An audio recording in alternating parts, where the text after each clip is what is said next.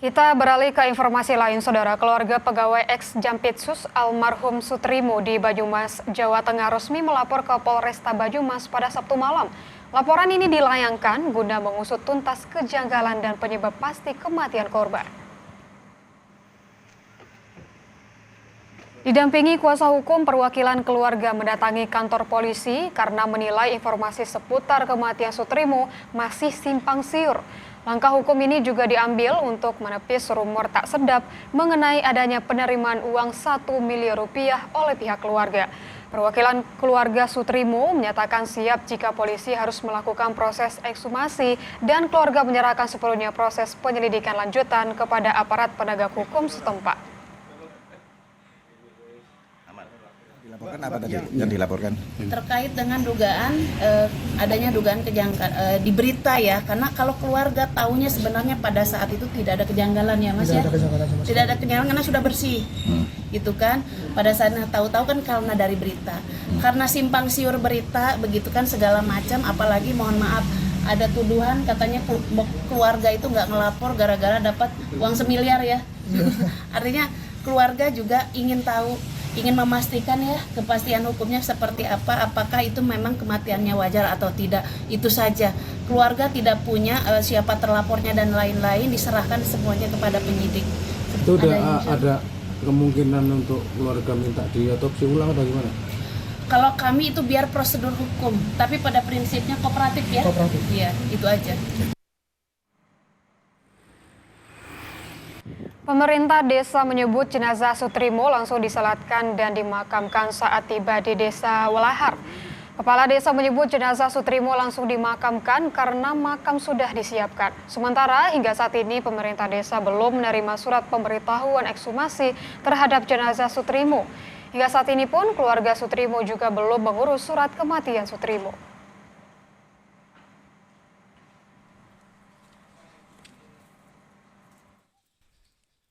Dimakamkan, Pak.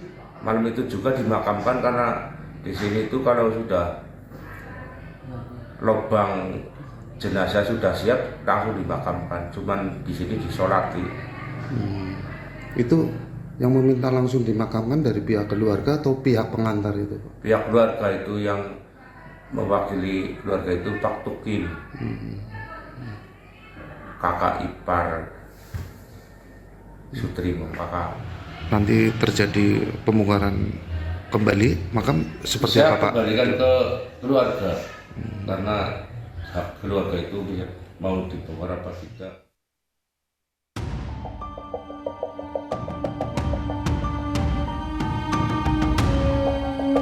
Tertulis di dalam berita acara jam 6.39 yang ditandatangani oleh Febrio itu memang sudah ada keluhan. Pengantarlah yang mengisi langsung. Atas nama Febrio memang tertulis. Saudara, 4 orang terlihat mengantarkan Sutrimo dari klinik kecantikan Morden ke Rumah Sakit Muhammadiyah Taman Puring. 1 orang sebagai penanggung jawab menuliskan namanya Febrio Adiano sebagai kerabat. Siapakah Febrio Adiano? Dari 4 sosok pengantar Sutrimo, pegawai ex-Jampitsus ke rumah sakit usai tak sadarkan diri di sebuah klinik kecantikan, nama Febrio Adiono muncul sebagai penanggung jawab di selembar formulir dari rumah sakit. Dari selembar formulir di rumah sakit, sosok Febrio menjadi krusial karena ia diduga menjadi orang pertama yang dihubungi Sutrimo saat ia mengeluh sakit. Informasi dari ketua RT setempat, Febrio sempat menelpon ambulans untuk meminta mengantarkan Sutrimo ke rumah sakit. Jurnalis Kompas TV Rahma Piliang dan juru kamera Andini Anissa menelusuri siapa sosok Febrio secara digital. Untuk membuktikannya, kami melakukan verifikasi dan juga mencari tahu secara digital siapakah Febrio Adiono. Kami menggunakan data dari Rumah Sakit Muhammadiyah Taman Puring. Di situ tertera nomor telepon di data tersebut dan kami mencoba mencarinya melalui 2 aplikasi pencari nomor atau aplikasi pencari kontak. Datanya dan juga apa yang kami temukan cukup mencengangkan, Saudara. Dari aplikasi pertama, kami mendapatkan bahwa profil ini tidak bisa ditampilkan. Artinya dari pemilik nomor ini melakukan privasi terhadap nomornya sendiri. Tapi di aplikasi kedua, Saudara, ini cukup mencengangkan. Muncul nama ADC Jampitsus Febrio. Artinya nomor yang tertera di formulir rumah sakit tersebut benar nomornya Febrio Adiono. Dan kita ketahui bahwa sebelumnya Febrio Adiono ini disebutkan bahwa ADC dari ex Jampitsus Febri Adriansyah. Kapus Penkum Kejagung, Anang Supriyatna menyebut Febrio Adiono adalah staf di Kejaksaan Agung. Namun Anang membantah kalau Febrio Adiono adalah seorang jaksa. Anang menyebut Febrio sempat bekerja sebagai staf dari ex Jampitsus Febri Adriansyah. Terhadap yang istilahnya Karungga saya tidak kenal sama sekali dan bukan warga kejaksaan. Jadi saya tidak berhak mengomentari itu. Tapi yang namanya saudara Febrio yang kami tahu memang dia pegawai kejaksaan, tapi bukan jaksa, pegawai kejaksaan. ADC-nya bukan Pak?